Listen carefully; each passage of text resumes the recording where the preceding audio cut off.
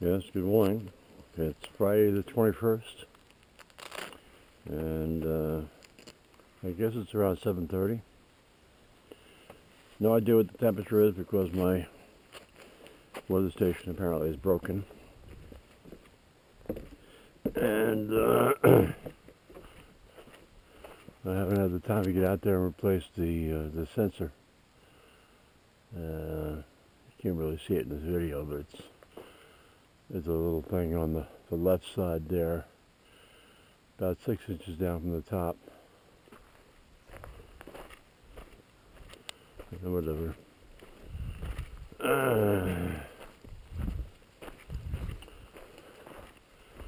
So I went out yesterday with the King boys again, long rod in the ATVs. We went out at left here at 9 o'clock, and I think we got back just before 3, 2:45 maybe. Drove 50 miles. And they have different gloves on this morning. Kinco, K-I-N-C-O. They are a heavy duty glove. Number is 2051. They're a little bit warmer than the other ones, but I can feel the cold. It's not bad.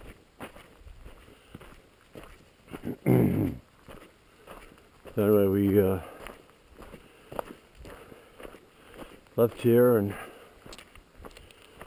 headed up to Tar Ridge. Down Tar Ridge a little bit, mile and a half, I guess. There is a trail on the south side of Tar Ridge. Took that down, linked into the Snowmobile 105 trail. Took that out to Osgood Road, which turns into West Springfield Road. Back up to Tar Ridge. Now you're going to say, why didn't you just stay on Tar Ridge the whole way? Because there's a lot of houses there, and you're not going to, if you see a bird, you're not going to shoot by somebody's house. So we took the trails. We didn't see any birds, but it was all right. So back up to Tar Ridge, down Tar Ridge to 170.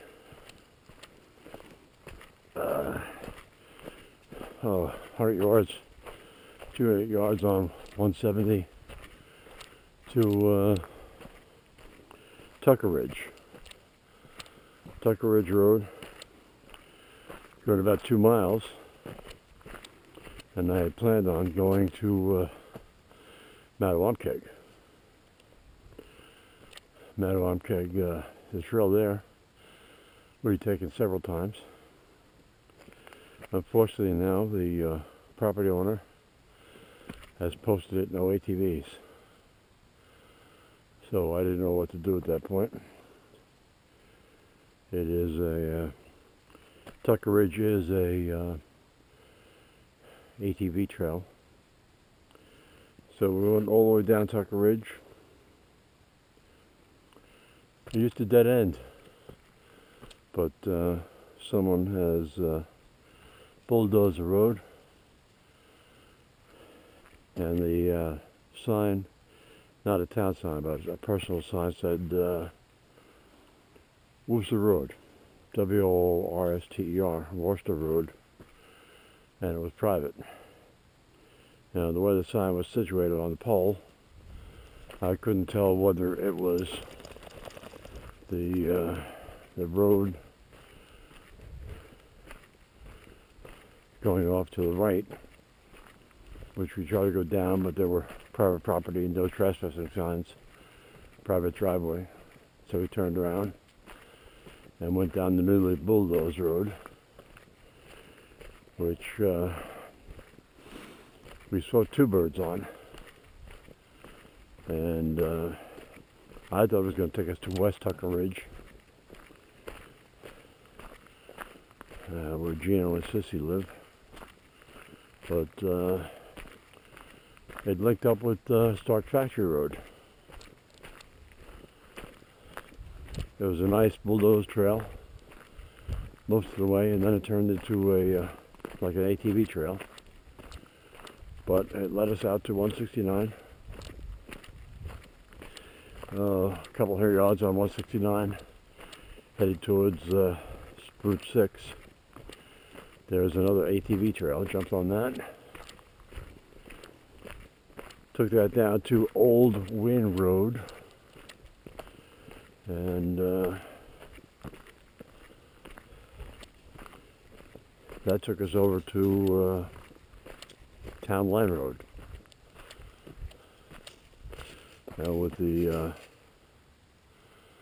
rain we had the other night, there was a lot of water on the trails.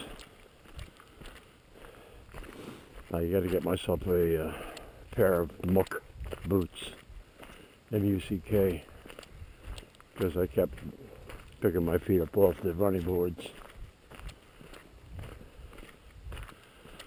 And stopped at Town Line and Old Wynn to figure out which way we were going to go. We didn't know whether we were going to go to Mad Womkeg or back towards Smith's. So I didn't bring any money with me, and I was already down a bar on gas. So decided to go the Smith's way. Crossed over Route 6. Didn't realize how long it is on Town Line Road to cross 6, but crossed Route 6 and through the fields. I don't know what they planted this year. Sometimes it's corn, sometimes it's potatoes, and they'd already harvested. So we headed east on that trail and came across a nice body of water. It'd be nice for kayaking. It's not a boat launch, but you can bring a kayak in there and go out in that body of water. There's even a fire department hookup for filling up a tanker. So we'd gone down there and it was dead end into the water. So we turned around and went back and took another trail and came across another area of water. Alders on both sides, very close in. Going through water, we couldn't see how deep it was. So I was contemplating turning around, and Ron King said, well, it looks like somebody else has gone through, go ahead. So went through, and it was a pretty long run through water. But it turned out it was the ATV trail, which unfortunately the Lee club that maintains those trails had closed, but we didn't know what trails we were on. There was no signage until we got to the end of it. So stopped at one point because my arms were getting pretty tired because the trail was pretty rough. Come on, buddy, let's go. And stopped. I had half a sandwich, and then we continued on Brown Road. Oh, before we stopped for a sandwich, there was another bird, and Ralph the Elder King. Come on, buddy. Went up to see if he can get it, but it had taken off.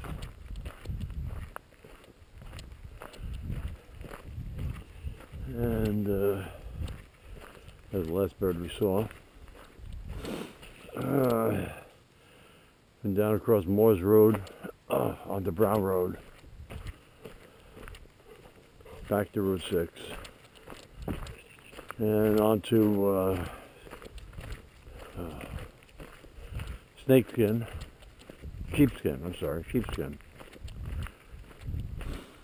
back to the 105.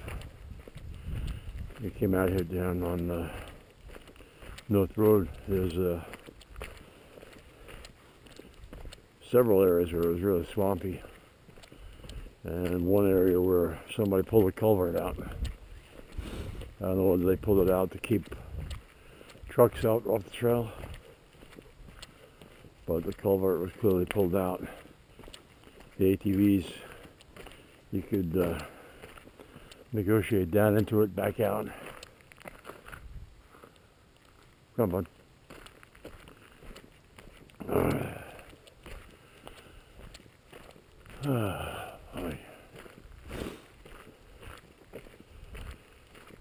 So we get home and walk in the house, update the wife on what we did, and then go look at my phone to see my friend up the street had texted like 10 minutes earlier that he was up on the Power Alley, Wind Turbine Road, Power Alley, A-L-Y, and rear wheel had come off the vehicle, broke three of the four studs.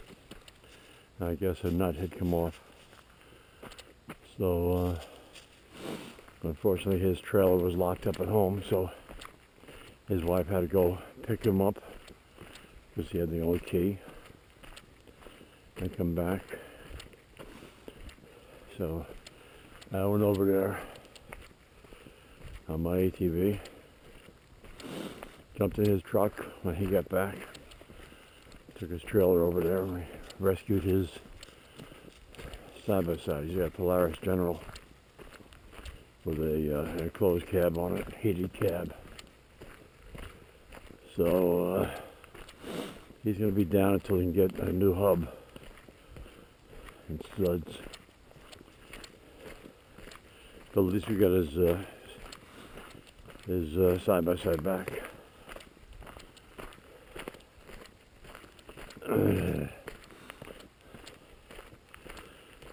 So that was pretty much it. Got back to the house. The wife had already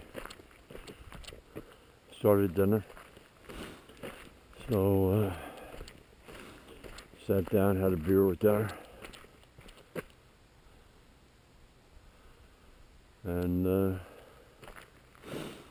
watched a little TV. She was watching some spooky show, The Watcher or something. And went to bed.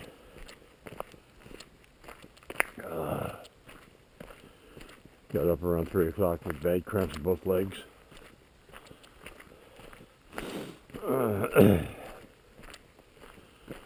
But walking around the house, cleared that out. So the ATV is topped off with gas. Flynn's out for his morning walk. He took care of his business. And I'm not sure what time the Kings are going to show up again, but Ralph Kane, the younger, is going to pick where we go today, and he's going to lead.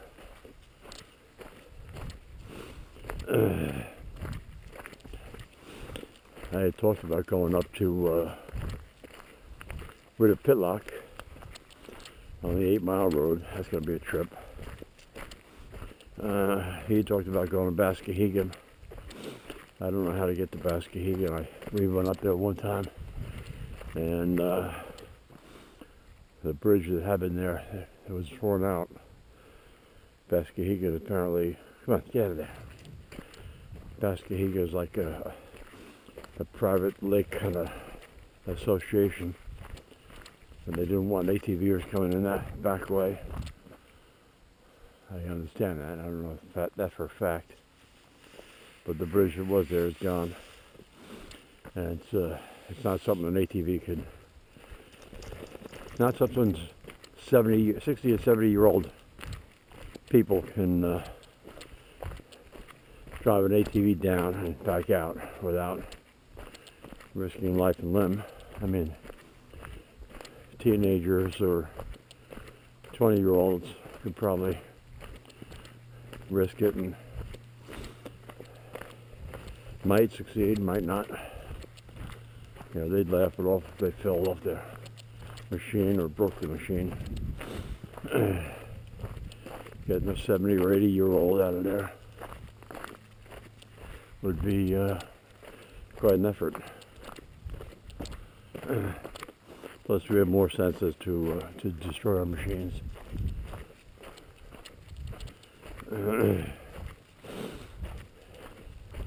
So that's where we might go. I don't know. I hate leaving the wife home 3 days in a row. But maybe I should take a ride over and see Christina and Tom. Brother Bill is on his way up. He's in Kennemuck with his partner, Donna. I don't know whether you can call her his wife or not. I'll ask her later what she's comfortable with. So he should be up here. Kennemuck is probably another 4 hours. So he should be up here at 11 o'clock, 12 o'clock. So that's the wrap up for today. Looks like it's going to be a nice day. Forecast is for a nice day. They're saying Sunday maybe. Rain. Still haven't cleaned the chimney. But we have time for that. Alright, that's it for today. Thanks for watching.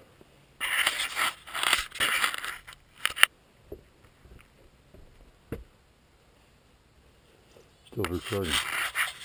Push the wrong button.